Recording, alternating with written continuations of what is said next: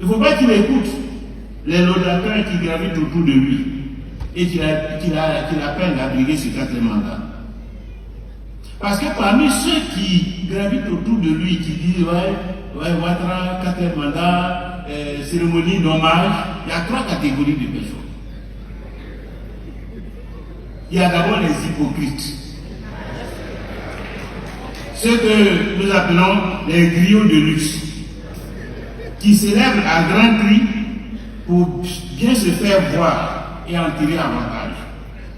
Mais leur rêve secret est que Ouattara ne soit pas candidat et que leur brillante flatterie l'amène à les choisir comme candidat. Donc ils crient Ouattara, candidat, je soutiens Ouattara, alors qu'au fond, quand il dit je soutiens Ouattara, c'est dire Ouattara, il faut renoncer et puis il faut me prendre.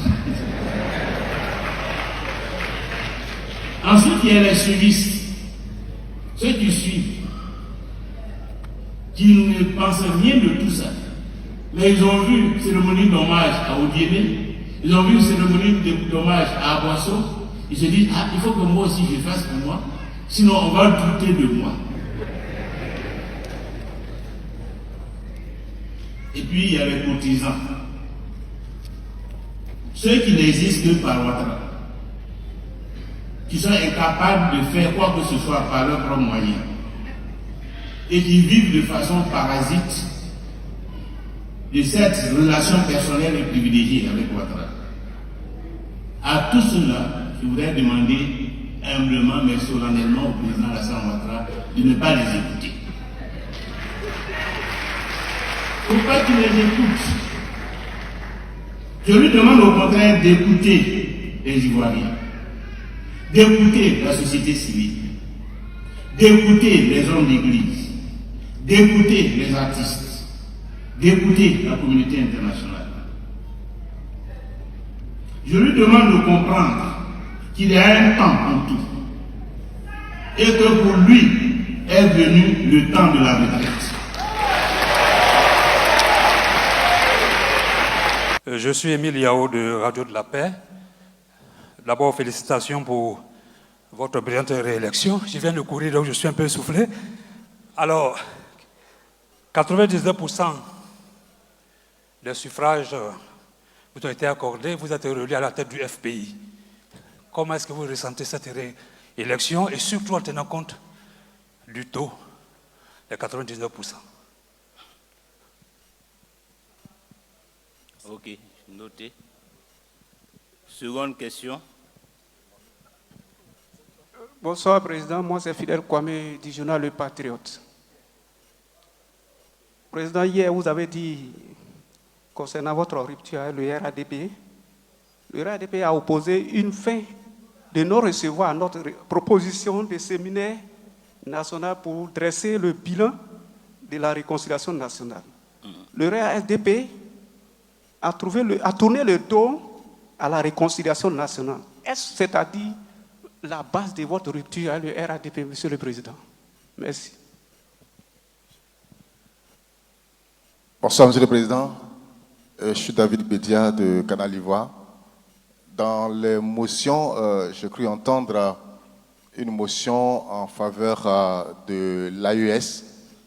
Et on sait que vous parlez beaucoup, vous avez dit tout à l'heure même de votre ami Mohamed Bazoum sur sa condition de détention. Alors vous, président de la République de Côte d'Ivoire en 2025, comment est-ce que vous comptez créer cette relation avec l'AES quand on sait que l'AES considère un ennemi interne de la fédération qui est Mohamed Bazoum? Comment vous comptez intercéder pour lui et puis en même temps avoir un partenariat avec l'AES? Je ne sais pas si je peux dire ça comme ça. Merci. Ok. Abdelaziz Diallo, RFI. J'ai deux questions. Ma première question, Monsieur le Président, votre élection à la tête du parti s'est faite sous fond de tension marquée par une dissidence. Quelle réaction vis-à-vis donc de ce mouvement qui s'est formé dans la foulée de l'organisation de ce congrès? Et puis la deuxième question, la première grande étape pour les élections présidentielles, c'est bien sûr la révision de la liste électorale. Et justement, la CEI annonce une prolongation de, je crois, 1 semaine. Que pensez-vous de ce délai? Est-ce suffisant? Quel commentaire faites-vous? Merci. Quelqu'un d'autre? C'est bon? Président. Monsieur le Président, je pense que les journalistes n'ont plus de questions à vous poser. Ok. Vous avez la parole. Merci. Quel sentiment par rapport aux 99% du suffrage que les camarades congressistes ont bien voulu m'accorder à l'occasion du renouvellement de mon mandat à la tête du parti? Je crois que ces 99% sont surtout adressés aux Ivoiriens qui ont assisté ces dernières semaines à ce que vous avez qualifié de dissidence. Et pour bien indiquer que même si ce phénomène, nous l'avons observé, c'est un phénomène marginal à l'intérieur du Front populaire ivoirien. C'est décevant. Nous aurions pu faire l'économie de ce bruit, mais ce bruit, comme vous le notez, est véritablement issu de personnes qui n'ont pas véritablement d'ancrage dans le parti et dont les positions ne sont pas véritablement comprises et soutenues par le parti. Et je crois que ce chiffre ne devrait pas surprendre, puisque même au niveau du comité central, lorsqu'il s'est agi d'apprécier le comportement de celui qui avait osé traduire le parti en justice, vous avez certainement noté que seulement 3 camarades, sur près de 300 camarades, ont refusé qu'il soit sanctionné. On dit non à la décision de sanction. Donc, c'est dire que c'est un phénomène marginal. Et ces 99% témoignent de la confiance que les camarades me témoignent aussi, m'accordent à la tête du parti. Parce qu'ils savent le travail que je fais depuis près de 30 ans pour le Front populaire ivoirien. Ils savent les sacrifices que j'endure, que j'ai endurés, la détermination que je mets à défendre le Front populaire ivoirien. Ce n'est pas facile de diriger un parti comme le Front populaire ivoirien, surtout après la grave crise qu'il a connue en 2010-2011. Ce n'est pas facile. Ce n'est pas facile de relever un parti et dont celui qu'ils ont porté à la tête du pays s'est retrouvé à l'issue d'une élection présidentielle chaotique, s'est retrouvé à la CPI.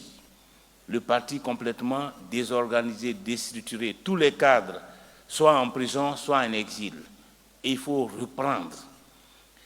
Dans un contexte où celui qui a gagné l'élection, enfin qui a pris le pouvoir, dans la violence, s'est accaparé, a profité de cette désorganisation du paysage politique pour s'accaparer tout le pouvoir et pour s'enraciner. Je me rappelle que lorsque je suis sorti de prison en 2013, même aller sur le terrain, ce n'était même pas envisageable. Personne ne pouvait se promener dans Abidjan ou à l'intérieur du pays avec un t-shirt Gbagbo ou FPI.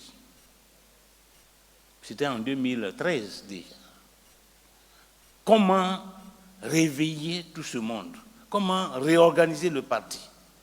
Le parti a été absent aux élections de 2012 législatives, donc il n'était même plus dans les institutions. C'est cet héritage que j'ai eu quand je suis sorti de prison. Beaucoup de gens parfois l'oublient, oublient d'où nous sommes partis. Nous étions dans les profondeurs du paysage politique. Nous sommes descendus aux enfers en 2011-2012. Et aujourd'hui, un peu comme le Christ, nous sommes en train de ressusciter, de monter au ciel et d'aller nous asseoir dans le fauteuil présidentiel. Donc ce processus, il n'est pas aisé. Et je crois que les 99% sont la manifestation, je dirais, de la reconnaissance que les camarades me témoignent pour avoir été là à ce moment-là et pour avoir fait tout ce que j'ai fait de manière à ce que le parti ne sombre pas. Voilà ce que je peux dire personnellement, modestement, et c'est pourquoi je leur témoigne toute ma reconnaissance, parce qu'ils ont apprécié à sa juste valeur le travail qui a été fait jusqu'à présent. Alors, la base de la rupture du partenariat avec le RHDP. Oui, je crois que j'ai eu déjà à le dire, que le partenariat a été bâti sur deux piliers, la réconciliation nationale et les élections locales. Je l'ai déjà expliqué, parce que nous n'avons pas l'habitude de d'avoir la langue de bois, de marquer, de camoufler nos intentions. Si nous avons fait le partenariat avec le RHDP, c'était pour avancer sur le plan électoral et institutionnel. C'était pour avancer. Parce qu'on pensait que le RHDP, dans le cadre d'un partenariat, pouvait nous aider à avancer. En compensation de ce que nous aussi nous allons lui apporter pour consolider sa position. Parce que le RHDP a beaucoup domine la vie politique nationale, mais il ne contrôle pas toute la vie politique. On ne peut pas dire qu'il n'a aucune faiblesse, qu'il n'a besoin de personne. Le RHDP ne peut pas dire cela. Le RHDP a besoin aussi de partenariat. Ne serait-ce même que pour améliorer son image dans l'opinion. Ne serait-ce que pour symboliquement ne pas se sentir seul contre tous, contre toute l'opposition. Pour cela, le RHDP a besoin d'un partenaire. Mais nous aussi, nous avons besoin d'un partenaire.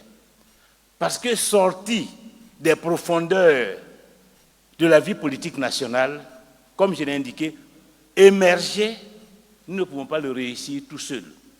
Même si nous pouvons le réussir, un partenariat peut nous permettre d'avancer plus vite. La politique, elle est faite de mutualisation des moyens, de compromis. Voilà les deux raisons. Le RHDP pouvait nous aider, ne serait-ce qu'à avoir 2 ou 3 communes. Qu'est-ce que ça change dans la vie politique du pays? Ils ont près de 160 mairies.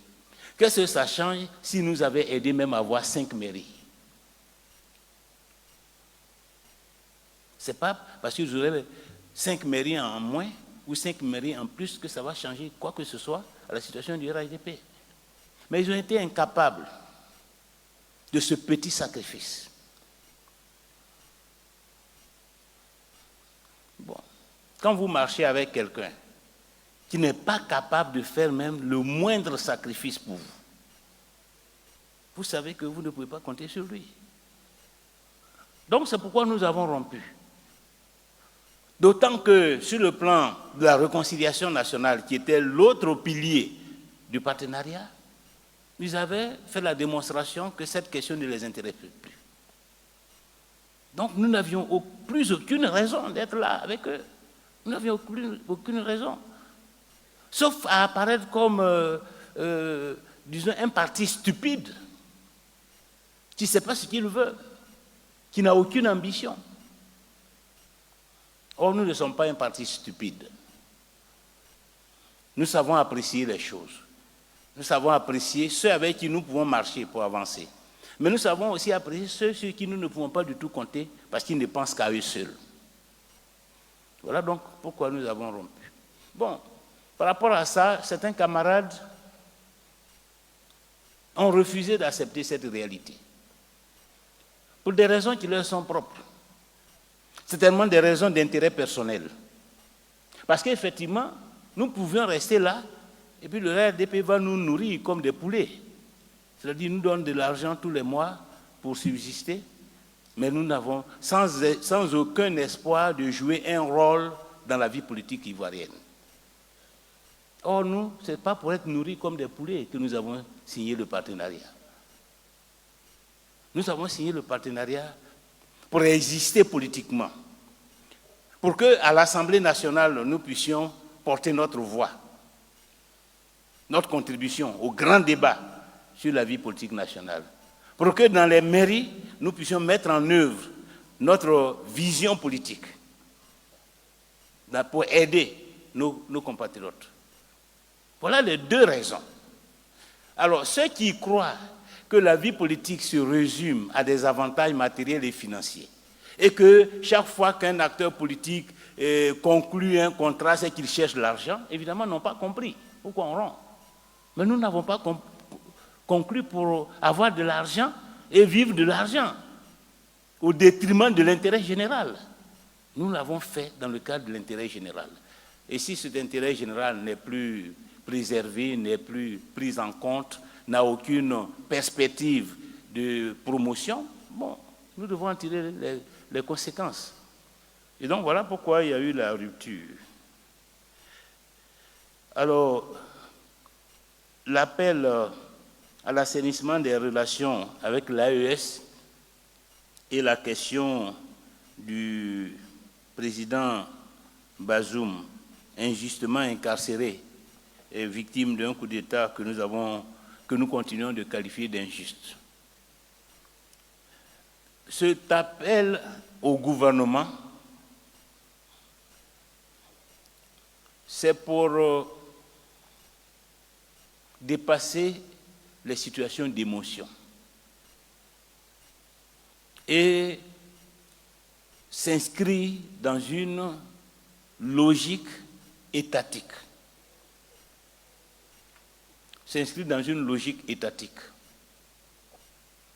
Quand il y a une crise, quand il y a des incompréhensions, des divergences, il y a deux possibilités. Soit on se fait la guerre pour solder notre contradiction, soit on recourt à la diplomatie pour trouver un compromis qui soit profitable aux deux parties. Avec les États de l'AES, nous ne pouvons pas dire que nous allons régler la question par la guerre. Mais la situation de ni guerre ni paix dans laquelle nous nous trouvons, la situation de méfiance qui s'est installée entre le Mali, le Burkina Faso et la Côte d'Ivoire, et au-delà, entre le Niger et la Côte d'Ivoire, cette situation ne peut pas durer.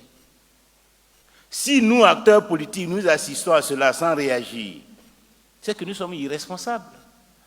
Parce que qui sont les victimes de ces mésententes diplomatiques? Ce sont les populations, c'est le pays. C'est le commerce entre la Côte d'Ivoire et le Mali. C'est la libre circulation des personnes entre la Côte d'Ivoire, le Mali et le Burkina. Ce sont nos intérêts mutuels qui sont compromis parce que nous ne nous entendons pas. Quand il y a mésentente entre deux États, il faut trouver les voies et moyens pour en sortir. Et aujourd'hui, les autorités ivoiriennes ont l'obligation de trouver des voies et moyens pour assainir nos rapports avec les pays membres de l'AES. Au-delà de ce que nous pouvons penser des régimes politiques qui sont en vigueur de ces pays. Au-delà de ce que nous pensons. Que nous soyons d'accord, que nous ne soyons pas d'accord, là n'est pas le problème. Mais ce qui est le problème, c'est que la Côte d'Ivoire et le Mali ne peuvent pas se brouiller trop longtemps. La Côte d'Ivoire et le Burkina Faso ne peuvent pas entretenir des relations conflictuelles trop longtemps. La communauté de destin, la proximité géographique, je dirais la fraternité humaine, nous oblige à trouver des solutions. Il n'est pas admissible que le Burkina Faso détienne des militaires ivoiriens aussi longtemps sans qu'on trouve des solutions. Il n'est pas admissible que ces deux pays se suspectent et que les autorités burkinabées aient le sentiment que les autorités ivoiriennes complotent contre elles, mènent des activités, des actions subversives contre elles, entretiennent des opposants qui sont dans des logiques de déstabilisation. Nous ne pouvons pas rester là comme ça à regarder. Il faut trouver des solutions. Il faut d'abord trouver des solutions à ce niveau-là pour restaurer la confiance. Et s'il y a nécessité d'évoluer vers des convergences politiques et démocratiques, de voir comment nous pouvons l'organiser ensemble. Parce qu'effectivement, il y a des problèmes qui se posent de part et d'autre en matière de droits de l'homme, en matière de liberté, en matière de démocratie. Mais ces problèmes-là, ce n'est pas dans la méfiance qu'on les règle. Ce n'est pas dans la suspicion qu'on les règle. On les règle dans l'action commune pour faire évoluer les uns et les autres. Donc c'est pour cela que nous avons pris cette motion pour encourager les autorités ivoiriennes à assainir les relations entre les pays de l'ES et la Côte d'Ivoire. Évidemment, cela ne signifie pas que nous renonçons à notre soutien à notre camarade Bazoum, que nous appuyons sa détention que nous considérons comme injuste, le coup d'État dont il a été victime, que nous considérons aussi comme injuste. Mais certainement que si les rapports s'améliorent, il sera encore plus facile de trouver une solution à cela. Et je crois que cette démarche n'est pas nouvelle en Côte d'Ivoire. En 2002, lorsque la Côte d'Ivoire a été attaquée et que la moitié du pays a été occupée, malgré tous les crimes qui ont été commis par les assaillants, c'est dans le dialogue que nous avons recherché la solution à la partition du pays, que nous avons cherché la solution à la normalisation du pays. Et donc, ce dialogue-là, il faut qu'il soit possible entre la Côte d'Ivoire et le Mali, entre la Côte d'Ivoire et le Burkina. Alors, élection et dissidence. Réaction. Quelle est la réaction au moment où... Je crois que j'ai répondu à cette question à travers la question de Émile Yao. Mais je ne sais pas si M. Diallo parle de l'élection présidentielle ou bien de l'élection à l'intérieur du parti. Non, je crois que cette élection, et je l'ai dit aux camarades, quand le bureau des séances du Congrès m'a accordé 5 minutes pour décliner mon programme et ma vision, je leur ai dit que cette élection, ce n'est pas pour nous. L'élection du président du parti, ce n'est pas pour nous au FPI. Parce qu'il est évident que, plus ou moins, on pouvait s'attendre à ce que le choix soit celui qui a été fait. Mais ceux qui ont besoin de savoir où en est le FPI avaient besoin d'un score qui puisse montrer que la cohésion du FPI n'a pas du tout été affectée par ce que nous avons connu et qu'on appelle dissidence. Ce score-là, c'est la manifestation de ce que le FPI n'a pas été du tout affecté par la dissidence. Si on s'était retrouvé dans un score de soit 45%, 48% ou même 60%, on peut dire « Ah, il y a problème ». Parce qu'effectivement, la légitimité n'est pas suffisamment affirmée. Certainement que ce score traduit en fait un référendum sur la dissidence, ce que représente la dissidence aujourd'hui au sein du Front populaire ivoirien. Or, comme vous l'avez noté, nous avons enregistré 4532 participants à ce congrès, venant de toutes les régions du pays, de toutes les fédérations du pays.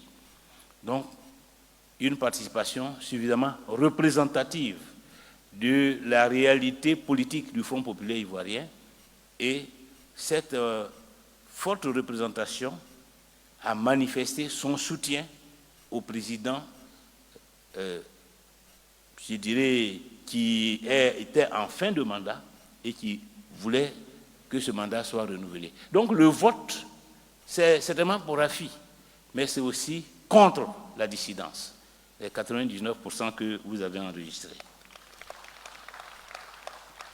Bon, quel commentaire par rapport à la révision de la liste électorale et à la prolongation d'une semaine qui a été accordée par la commission électorale, par le gouvernement et la commission électorale indépendante. Et évidemment, vous me demandez si c'est suffisant. Je suppose que vous ne vous attendez pas à ce que je dise que c'est suffisant. Mais comme vous, les journalistes, c'est votre métier de poser des questions, même sur des évidences. Je vous dis, bon, donc vous affirmez que ce n'est pas suffisant. Ce n'est pas suffisant parce que le renouvellement de la liste électorale doit se faire tous les ans. C'est ce que dit la loi. De manière à ce qu'à l'occasion des élections, tous les Ivoiriens en âge de se prononcer sur les candidatures en jeu puissent le faire.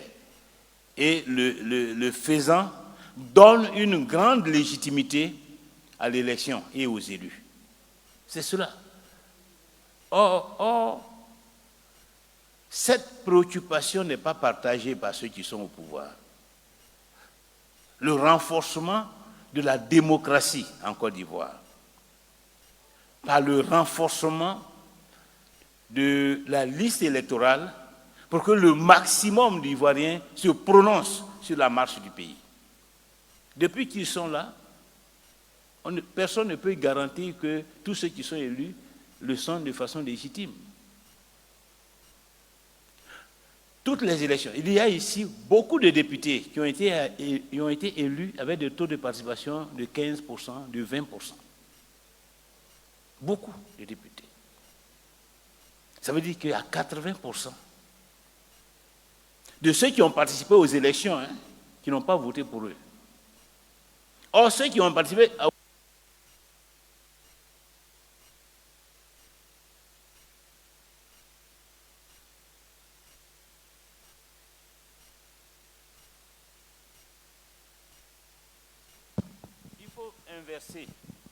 Il faut inverser cette tendance. Il faut renforcer le processus démocratique dans notre pays. Il faut donner davantage de légitimité aux élus et aux institutions. Et donc c'est pour cela que ce n'est pas suffisant. C'est pour cela que malheureusement, nous allons encore assister en 2025 à une élection qui ne va pas refléter véritablement la volonté générale. Parce que ceux qui vont y participer ne seront pas représentatifs de la volonté générale en Côte d'Ivoire. Ceux qui ne vont pas participer seront largement plus nombreux que ceux qui participent. Et ça, c'est une grave préoccupation. C'est une grave préoccupation parce que la légitimité, elle est importante pour la bonne gouvernance. Pour la bonne gouvernance. Quand quelqu'un n'est pas légitime, personne ne s'intéresse à ce qu'il fait. Il est le maire, mais la grande majorité des gens n'ont pas voté pour lui. Cette majorité-là ne se préoccupe même pas de ce que le maire fait, se désintéresse de son travail. Ce n'est pas eux qui l'ont élu. Il apparaît un peu comme un fonctionnaire. Et lorsque lui-même il a le sentiment que personne ne s'intéresse à lui, lui aussi ne s'intéresse à personne.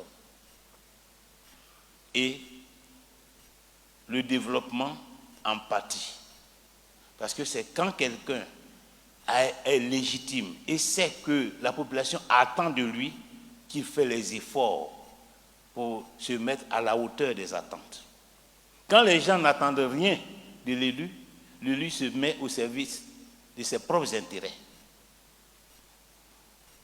Donc c'est pour ça que la question de la liste électorale est une question nationale préoccupante. Et nous espérons que dans les années à venir, cette question va être réglée. En tout cas, nous, en ce qui nous concerne, si demain nous sommes au pouvoir, ce n'est pas 7 millions, 8 millions d'Ivoiriens qui iront aux urnes, c'est au moins 10, 11 millions, parce que nous ferons tout pour que tous les Ivoiriens en âge de voter aient un acte d'état civil et une carte nationale d'identité qui sera gratuite, que chaque année, le processus de révision de la liste s'organise et qu'avec la modernisation de l'état civil, nous puissions rompre même carrément avec le système de révision de la liste électorale, parce que tous ceux qui sont ivoiriens seront dans un fichier électronique. Tous ceux qui naissent en Côte d'Ivoire seront identifiés et enrôlés dans un fichier électronique, et dès qu'ils ont 18 ans, ils basculent directement dans le fichier électoral et qu'on tire et qu'on met à la disposition des équipes électorales. C'est là la modernité, c'est vers là qu'il faut tendre, et c'est vers là que nous irons demain quand nous serons au pouvoir. Je vous remercie.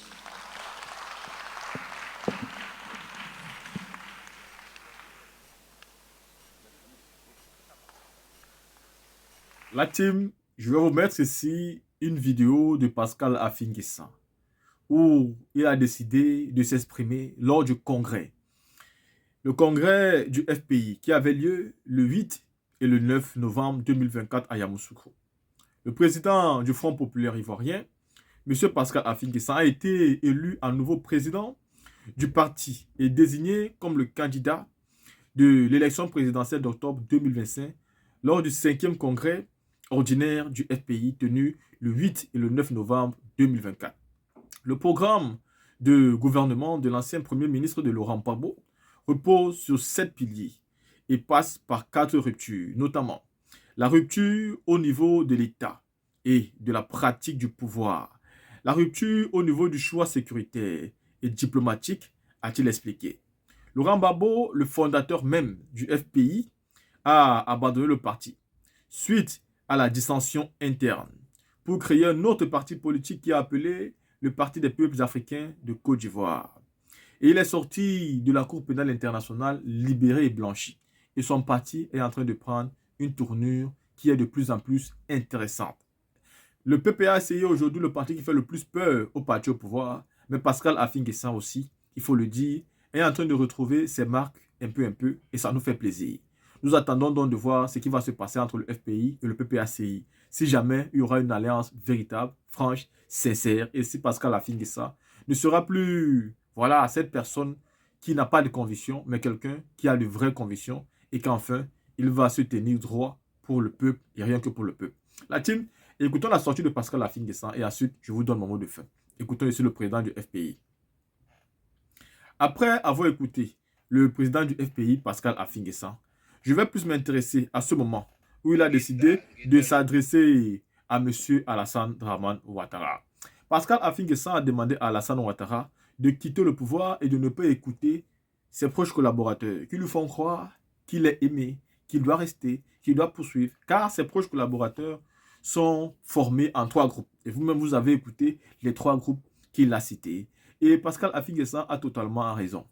Mais le problème, c'est que je pense que Pascal Affi-N'Guessan, comme moi et comme tous les Ivoiriens, sait très bien qu'il ne s'agit pas simplement de ces 3 groupes qui font à ce que Ouattara reste au pouvoir. Non. Il s'agit de Ouattara lui-même, qui n'a jamais eu l'intention de prendre le pouvoir pour le laisser un jour, qu'il a toujours pris pour s'éterniser là. Imaginez-vous quelqu'un qui veut prendre le pouvoir pour le laisser. Il ne portera pas les armes pour ça. Si vous voyez une personne qui porte les armes pour arriver au pouvoir, sachez que pour conserver ce pouvoir, il sera capable de tuer. S'il a été capable de tuer pour venir au pouvoir. Donc, on ne fait pas ce genre de choses quand on a envie de quitter le pouvoir. La façon de venir au pouvoir doit vous prouver que pour qu'il perde le pouvoir, il faudra peut-être utiliser les mêmes méthodes. Mais en dépit d'utiliser ces méthodes-là, comme nous avons affaire aux démocrates, il faudra compter sur le peuple. Il faudra mobiliser de manière générale, mais surtout créer une véritable opposition qui sera solidaire autour même de plusieurs leaders.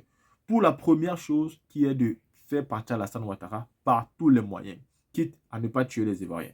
La team, vous avez écouté ça, dites-moi ce que vous pensez, on se voit pour une autre vidéo.